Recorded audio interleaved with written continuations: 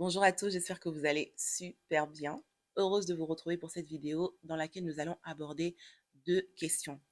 La première question, c'est une question qui concerne l'économie domestique. Est-ce que c'est l'homme ou est-ce que c'est la femme qui doit ramener l'argent du ménage? Ou bien c'est les deux? Alors nous allons voir tout cela bien évidemment à la lumière de l'histoire, de l'anthropologie et même de la linguistique, hein. Alors ensuite, nous allons aborder la deuxième question qui concerne la belle famille. Alors, quelle est la relation que doit avoir un couple avec la belle famille?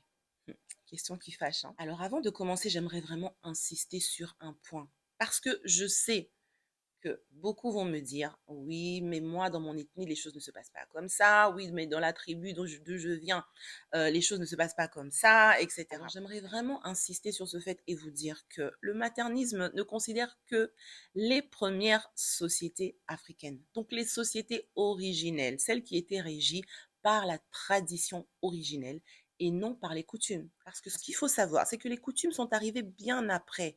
En fait, les coutumes, ce sont des adaptations de la tradition originelle, d'après les contextes, d'après les époques et d'après les zones géographiques. Concernant la toute première question, est-ce que c'est l'homme ou c'est la femme qui doit amener le budget de la maison? Alors, ce qu'il faut savoir, c'est que dans les toutes premières sociétés africaines, la femme, de par son rôle de gardienne tellurique, c'est-à-dire de celle qui connaît les secrets de la terre et à qui on a confié les travaux d'agriculture, était dans l'obligation de produire de quoi nourrir sa famille, de quoi soigner sa famille, mais aussi de quoi habiller sa famille, c'est-à-dire ses enfants, son mari, mais également tout le clan. Parce qu'il faut savoir aussi que la famille s'étendait à cette époque-là au sens large et non au sens mononucléaire. Mais ça ne veut pas dire que l'époux n'avait rien à faire. L'époux devait également participer à l'éducation des enfants, et plus particulièrement des garçons, parce qu'il devait transmettre des valeurs masculines à ces garçons. Mais le rôle principal de l'époux, c'était surtout de pourvoir financièrement au maintien du foyer.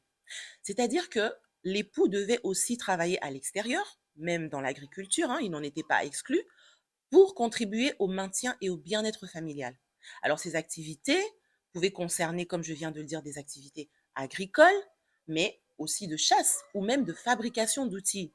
Donc il devait s'assurer de la protection de la maison dans le sens physique du terme, pour que la bâtisse familiale soit assez solide, au point de vue de sa construction, mais aussi au point de vue de la sécurité. Mais la femme devait aussi veiller à protéger sa maison, mais elle devait apporter à sa maison une protection spirituelle et sanitaire, c'est-à-dire qu'elle devait soigner sa famille. Donc on peut dire que la femme pourvoit aux soins internes, donc la nourriture, l'habillement, la santé, etc. L'homme va plutôt s'occuper de tout ce qui est bien-être externe, c'est-à-dire la protection de la maison dans le sens de la bâtisse qui abrite la famille et qui sécurise la famille. Il va donc veiller à maintenir l'entretien physique de la famille au moyen d'outils qu'il va fabriquer, et il va également veiller à repousser tous les éléments dangereux comme les animaux sauvages. Il va veiller à ce que les intempéries ne puissent pas causer du tort à sa maison. Il va veiller à ce que les ennemis du clan ne s'approchent pas de sa maison, etc. Donc l'homme agit plutôt à l'extérieur. En fait, finalement, on se rend compte que dans le couple, dans ces premières sociétés africaines, chacun ramène sa part de ressources. Car si l'édifice familial tombe, ce sera par la faute des deux conjoints. Donc la femme devait impérativement être économiquement indépendante. Mais à ce qui ressemble à une répartition des tâches, on va voir en réalité que chacun devait être capable de combler le manquement de l'autre. Et donc c'est ça qu'on appelait la complémentarité. En cas d'absence prolongée, de maladie, de décès, etc., l'un devait être capable de prendre le relais. On voit même que dans le matriarcat, un époux qui était inapte à ramener sa quote-part à la maison pouvait carrément être chassé par son épouse. Alors on va lire cette observation très intéressante du philosophe Engels qu'il fait des premières sociétés africaines et que Diop va citer dans son ouvrage. En général, la partie féminine gouvernait la maison. Les provisions étaient communes. Mais malheur au pauvre mari ou à l'amant qui était trop fainéant ou trop maladroit pour apporter sa part à l'approvisionnement commun. Quel que fût le nombre d'enfants ou la quantité d'effets personnels qu'il eut dans la maison, il pouvait à chaque instant être mis en demeure de faire son paquet et de déguerpir. Et il ne lui fallait pas essayer de la résistance. Il faisait trop chaud dans la maison pour lui. Il ne lui restait plus qu'à retourner dans son propre clan, ou, ce qui arrivait le plus souvent, à rechercher un nouveau mariage dans un autre. Les femmes étaient la grande puissance dans les clans. De même que partout ailleurs, le cas échéant, elles ne regardaient pas à déposer un chef et à le dégrader au rang d'un simple guerrier. Mais c'est pareil dans le patriarcat, hein, une femme devait impérativement participer aux finances du foyer. Donc, c'est pour ça que l'indépendance financière des femmes, c'était vraiment un droit qui était respecté dans pratiquement toutes les sociétés africaines ancestrales. Alors, j'ai trouvé qu'il était intéressant que vous puissiez également lire ce que disait la chercheuse Judith Van Allen de ces premières sociétés africaines.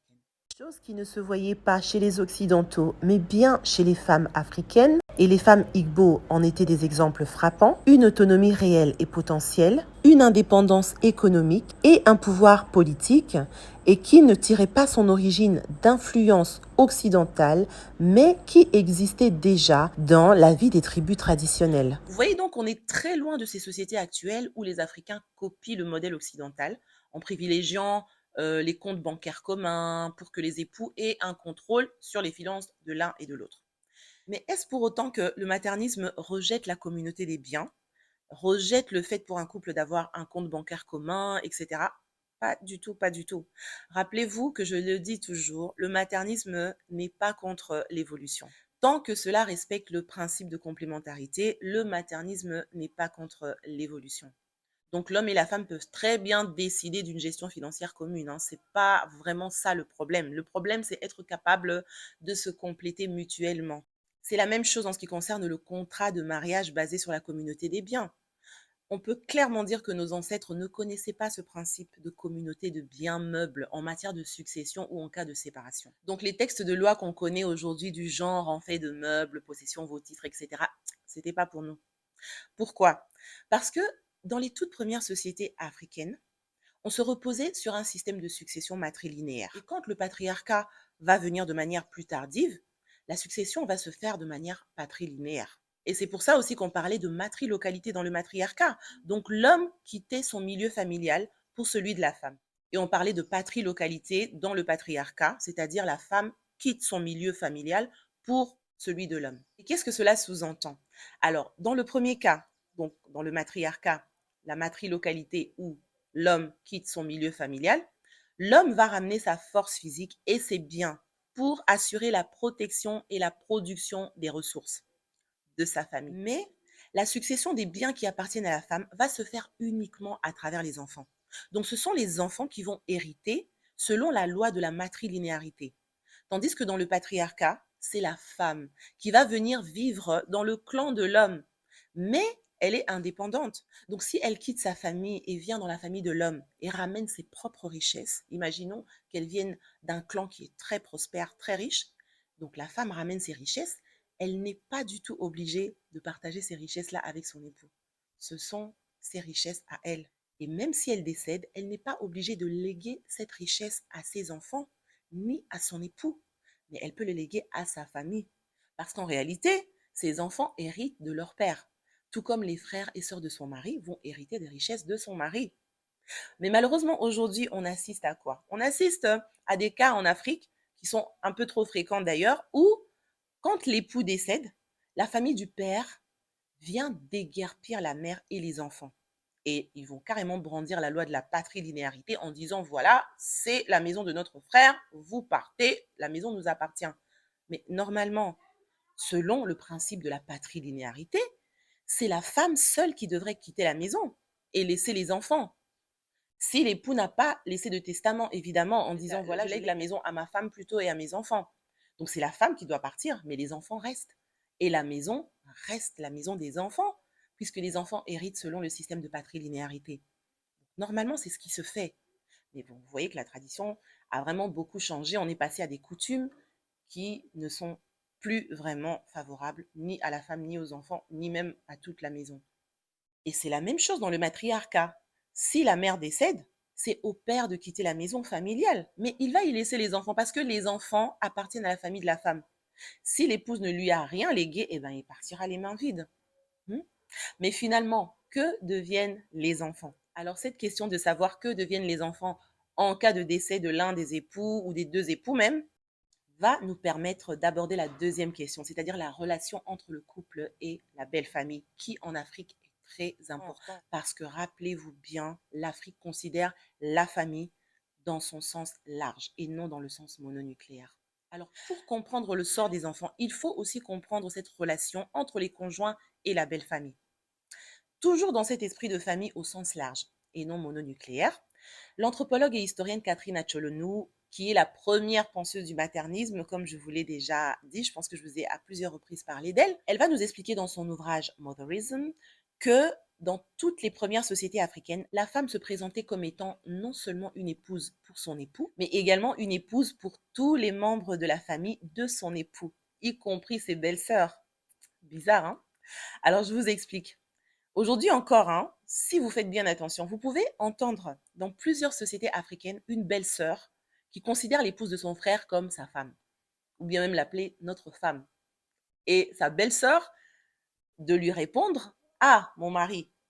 En fait, la belle-sœur considère la sœur de son mari comme étant son mari. Et la sœur du frère considère la femme de son frère comme étant sa femme. On sait aussi que dans ces premières sociétés, et Catherine Acholonou nous l'explique bien, une épouse doit respecter sa belle famille, au même titre que son époux. Donc en fait, l'ensemble de la belle famille, c'est l'altérité de son mari. Donc le mari représente sa belle famille et vice-versa.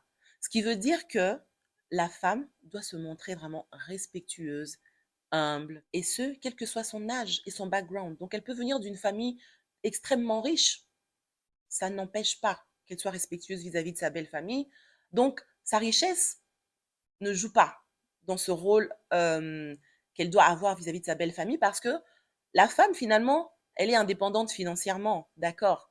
Mais aussi riche qu'elle puisse être, elle doit respecter sa belle famille tout comme elle respecte son époux. Donc, même son titre dans la sphère sociale ou dans la sphère politique ne jouera pas. Et même sa force mystique ne jouera pas. Parce qu'il y a des femmes qui étaient prêtresses, mais quand elles étaient mariées, elles devaient respecter leur belle famille. D'ailleurs, la femme reçoit exactement ce même traitement de la part de l'épouse de son frère et même de la belle famille de son frère. Une épouse devait savoir que ses belles-sœurs, ses beaux-frères, même les cousins et même les cousines de son époux étaient également les pères de ses enfants. Et de la même manière, pour l'époux, les sœurs et les frères et les cousins, les cousines de sa femme étaient les mères de leurs enfants. Alors j'aime beaucoup donner l'exemple de ma langue maternelle qui est le lingala. En lingala, les tantes paternelles sont appelées les tatamoisi, ce qui se traduit littéralement par papa femme ou papa au féminin. L'oncle paternel, on l'appellera tata kulutu quand il est plus âgé que le père, et littéralement papa kulutu veut dire papa aîné, et tata leki quand l'oncle sera plus jeune que le père, et tata leki veut littéralement dire papa cadet. Mais quand il s'agit de la tante maternelle, on l'appellera Mama Kulutu. Quand elle sera plus âgée que la mère, Mama Kulutu qui se traduit par maman aînée, ou alors on l'appellera Mama Leki, à savoir maman cadette quand elle sera moins âgée. Remarquez ici, dans le cas de la famille de la mère, des tantes maternelles, on emploie le terme maman, tandis que de l'autre côté, pour les oncles paternels, on emploie le terme tata qui veut dire papa. Donc les oncles et les tantes sont bien les altérités du père ou de la mère. Maintenant, je serais vraiment intéressée de savoir comment on appelle les oncles et les tantes chez vous et comment vous traduiriez ces appellations. Alors, vous allez me poser la question, mais comment on appelle l'oncle maternel? Alors, dans ma langue maternelle, en lingala, l'oncle maternel se dit noko. Et littéralement, noko veut dire oncle. Mais noko, normalement, n'est utilisé que pour parler de l'oncle maternel. Même si aujourd'hui, on a tendance à l'utiliser aussi pour les oncles paternels. Mais normalement, noko s'utilise uniquement pour l'oncle maternel. Et quand on essaye d'étudier un peu l'étymologie du nom noko, même dans plusieurs langues africaines, on voit que noko renvoie, selon certaines sources linguistiques, à ami ou compagnon. Donc, est-ce qu'il faut comprendre par là que les relations conviviales existaient plus entre les enfants et leur oncle maternel qu'entre les enfants et leur oncle paternel? Alors, dans le matriarcat, ce qu'il faut savoir aussi, c'est que les frères et les sœurs de l'épouse avaient donc plus de droits sur les enfants que le père des enfants. Donc, les enfants appartenaient à la famille de la mère. Dans le patriarcat, les frères et sœurs de l'épouse avaient plus de droits sur les enfants que la mère des enfants. Donc, les enfants appartenaient plutôt à la famille du père. Par rapport à ces deux questionnements, est-ce que c'est l'homme ou la femme qui doit apporter le budget de la maison? Et à cela, on a bien évidemment répondu que le couple devait apporter le budget de la maison. Donc, l'homme devait apporter sa part, la femme devait apporter sa part. Mais les conjoints étaient indépendants financièrement. L'un n'avait pas à contrôler les finances de l'autre, par exemple. Alors, à la deuxième question, les relations avec la belle famille, c'était des relations respectueuses. Pourquoi? Parce que les conjoints étaient les altérités de leur belle famille. Donc, au même titre qu'une femme devait respecter son époux, elle devait respecter sa belle famille. Et au même titre qu'un homme respectait son épouse, il devait respecter sa belle famille. Alors, vos questions, vos réactions sont les bienvenues. N'oubliez pas de liker la vidéo, de la partager un maximum. Partagez parce que ça vous permettra également d'avoir des échanges avec des amis, avec des membres de vos familles qui sont toujours très intéressantes pour comprendre nos traditions africaines. Si vous avez d'autres éléments qui pourraient venir renchérir, qui pourraient venir encore plus m'aider dans mes travaux de recherche, n'hésitez surtout pas à les poster ici en commentaire. Les commentaires, bien évidemment, sont d'abord contrôlés avant les publications. Donc, si vous écrivez un commentaire et que vous voyez que ça n'apparaît pas tout de suite, dites-vous que je lirai d'abord le commentaire. Et si vraiment il est respectueux, hein, parce que si le commentaire est respectueux, si c'est un bon commentaire qui peut vraiment permettre aux autres même de se poser de bonnes questions, je le publierai tout simplement. Je vous dis un grand merci et à très bientôt pour une prochaine vidéo. Activez la cloche de notification. Merci.